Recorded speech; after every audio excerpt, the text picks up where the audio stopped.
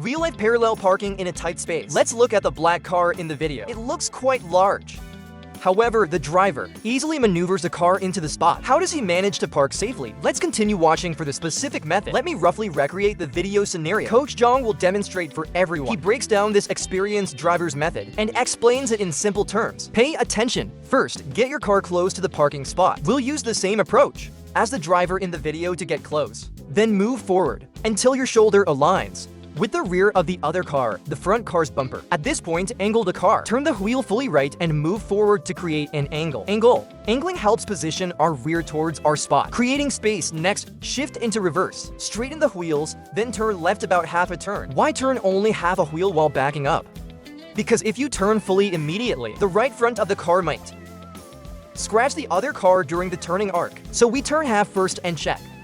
If it's clear, then we turn fully. Turn fully. When backing up with full lock, pay attention.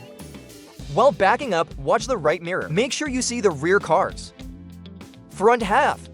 At minimum, see its emblem. Check through the right side mirror. If you see half its front, it means our angle is sufficient. The angle is good, so what's next?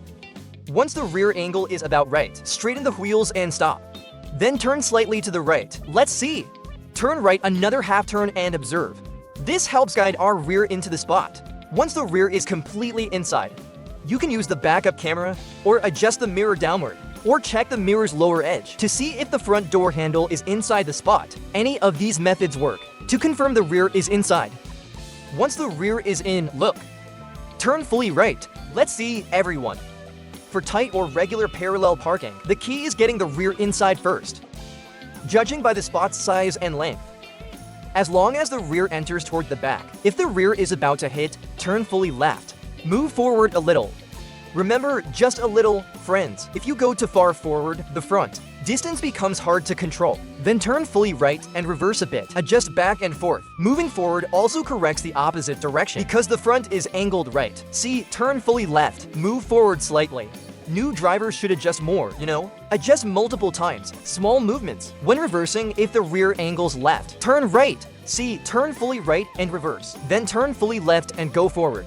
Turn fully right and reverse. Turn fully left and go forward. Okay, now the car is straight, wheels straight. The car is properly adjusted. Thanks for your support. Please like and save. See you next time. Why does reversing into a spot sometimes scratch the neighboring car? Let's find out where the problem lies. The small car in the footage is reverse parking in a narrow lane. It attempts a direct 90-degree reverse without angling first. As soon as it turns the wheel, the right side scratches the other car. How can we avoid such scratches? In similar situations, let's continue watching. Why did the driver in the video get a scratch? Because he left too much space here and didn't angle the car in the narrow lane. He left wide distance, moved forward, then started reversing with left turn. The first time, he almost scratched the car.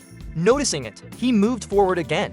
After moving, he went a bit farther forward, then reversed again with full turn, and finally scratched at this point. So more attention means fewer scratches. For narrow lane reverse parking, the first step is to get close. This helps avoid scratches. First, move your car close to the left. Approach slowly. Try to get within half a meter.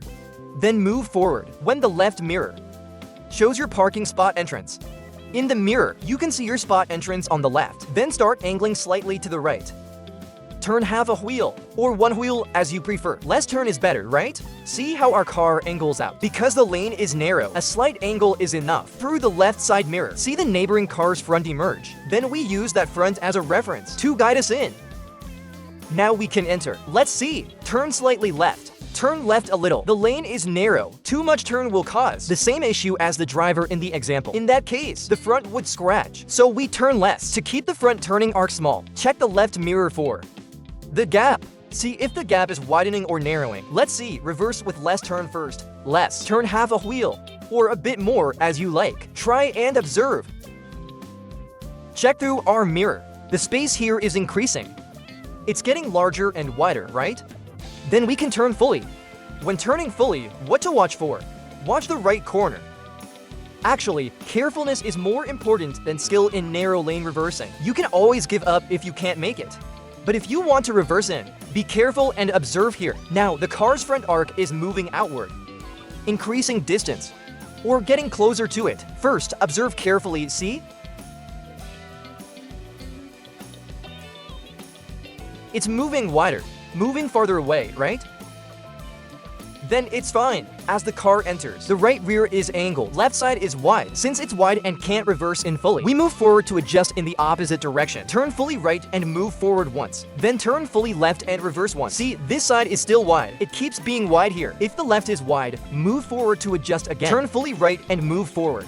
Then straighten and reverse. Fine-tune both sides. Turn toward the wider side. Fine-tune, straighten, and the car is in. Is narrow lane reverse parking difficult? How many people can actually park in such a spot? Let's watch. The black car in the video wants to reverse park into the left spot. After angling, it shifts into reverse and starts slowly backing into the spot. Eventually, problems arise. After several adjustments, it gives up. Why couldn't it park? Where exactly was the issue? The small car in the video wants the left spot. It starts moving forward, but doesn't get close to the side when approaching. For a narrow lane, you must get close to the side. It didn't, right? It moved forward. Then it tries to reverse here.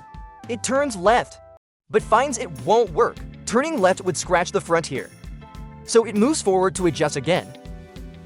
Let's see. It moves forward again, angles right forward, adjusts right forward a bit, and starts reversing. But when reversing, turning left makes the rear enter left. However, turning the wheel would make the front scratch again, so it can only turn slightly. It ensures the front doesn't scratch while reversing. Finally, the car ends up like this. In this position, it could actually adjust once more to get in, but it didn't and eventually gave up. If we encounter such a parking spot, a narrow lane, watch carefully. First, the lane is narrow. The narrower, the closer you should get. The narrower, the more you need to angle. Start moving close to the side. For left reverse, get close to the left. Get within half a meter distance. Actually, getting within half a meter is enough. When your shoulder passes the middle of the neighboring car and goes beyond your parking spot entrance, drive until you're beside the neighboring car's middle. Then start angling to the right. Turn half a wheel, don't turn fully for angling. Because the lane is narrow, turn less and go farther. Turn right half a wheel and move forward. Now watch the left mirror. Check the left side mirror. For left reverse, use the left side as reference. See the gap between our left side and the neighboring car. Shift into reverse. Turn left half a wheel. Let our car curve around the Mercedes front end. Adjust if needed. Turn left half a wheel. Let's see. Half a turn makes the car curve slowly. It follows a gentle arc, right? Why half a turn, not full? If you turn fully or too much, the car's front might easily scratch the right side car. So while reversing, watch the left mirror closely for changes in the gap size. Watch the right front's turning arc to avoid scratches. Less turn is safe. When to start turning fully left. To bring the rear in quickly, first check your mirror. Is the rear entering? Is the rear getting closer to the spot? Also, is the left side about to lose sight of the car's corner? Right, there's still a gap between them. Actually, turning early is okay. You can still adjust. Let's turn fully left now. Turning fully left, you'll see it's wide. The gap between the two cars increases. The rear and the neighboring car's side move farther apart. The space is large. So if you continue reversing, it will be wide. Even with full left lock, it's wide.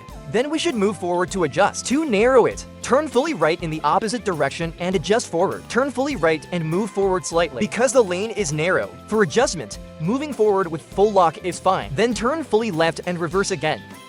Still wide, let's see. If wide, turn fully right and adjust forward. Then turn fully left and reverse. Repeating this is important. Turn fully right, adjust forward. Turn fully left, reverse. When both sides are roughly equal width, straighten. It might still be uneven. This side wide, that side narrow, right? Fine-tune slightly. Make both sides equal, then straighten. Basically not crossing the lines is fine.